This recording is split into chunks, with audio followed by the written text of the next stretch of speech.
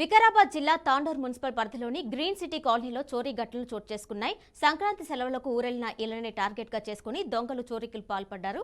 Green city కాలనీలో 4 ఇండ్లలో చోరీలు జరిగినట్టు స్థానికులు తెలిపారు. ఆంధ్రప్రదేశ్ రాష్ట్రం ఏలూరుకు చెందిన వెన్నంరెడ్డి రాఘవ ఇంటి తలుపులు విరిగి ఉండడాన్ని గమనించిన స్థానికులు రాఘవకు పోలీసులకు సమాచారం అందించారు.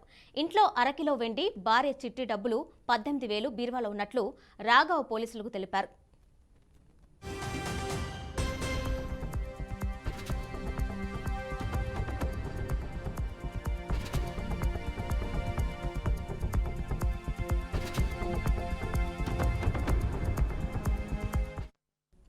అదే కాలనీలో అద్దెకుంటున్న రాజు అనే ఉద్యోగి ఇంట్లో కూడా చోరీ జరిగినప్పటికీ వస్తువులేం పోలేదని పోలీసులు తెలిపారు. ఇదే కాలనీలో మరో 2 ఇళ్లలో చోరీకి యత్నం జరిగిందని, యజమానులెవరూ లేకపోవడంతో వివరాలేమీ తెలియలేదని పోలీసులు తెలిపారు.